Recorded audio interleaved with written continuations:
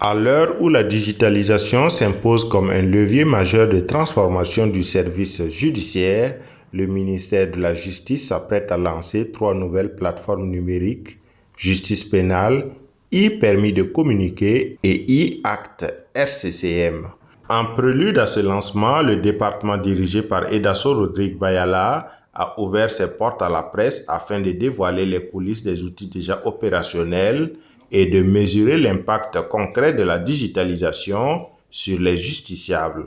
Au tribunal de grande instance Ouaga 1, le e-casier judiciaire et le e-certificat de nationalité sont désormais délivrés en ligne. Les demandeurs y renseignent leurs informations et déposent les pièces requises directement sur les plateformes numériques du ministère. C'est cet ensemble d'informations qui est transmise donc au service greffe.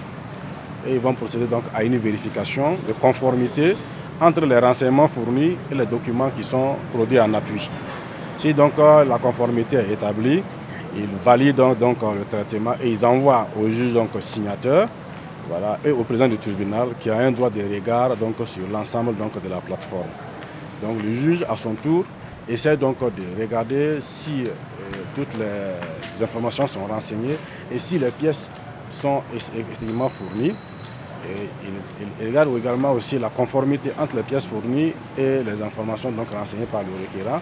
Si tout est bon, il valide donc la demande. Et à partir de cette validation, la demande est en même temps signée et envoyée directement donc, dans la boîte mail ou en tout cas sur le numéro WhatsApp donc, du requérant.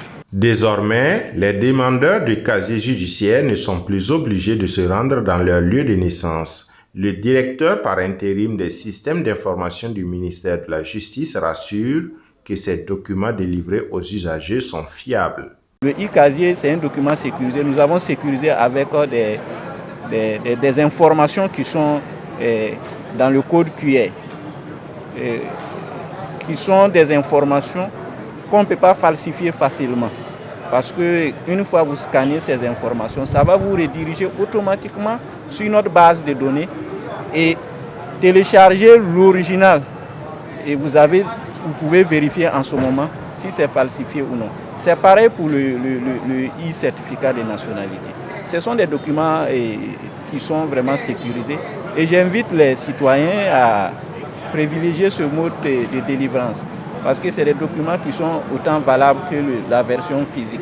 Le responsable du service central du casier judiciaire souligne lui aussi que les usagers affluent nombreux pour solliciter des services. Je peux dire qu'il y a de l'engouement parce qu'il y a des périodes où il y a de très fortes demandes. Il y a eu des périodes où on a eu 11 000 demandes, non?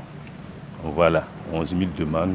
Ce matin, on était à un peu moins de 1500 demandes quand on arrivait. Un bulletin ici coûte 750 francs.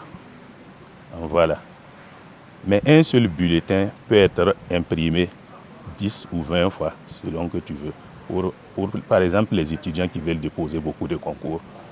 Par contre, pour le casier physique, il faut payer les frais pour autant de bulletins que tu veux. Le e-casier judiciaire et le e-certificat de nationalité ont été lancés respectivement en 2023 et 2024 pour permettre aux Burkinabés, notamment ceux résidant dans des zones à fort défi sécuritaire, d'obtenir ces documents indispensables. Aujourd'hui, ce système bénéficie à l'ensemble des Burkinabés où qu'ils se trouvent. Pour un Burkina Faso souverain, intègre et fier.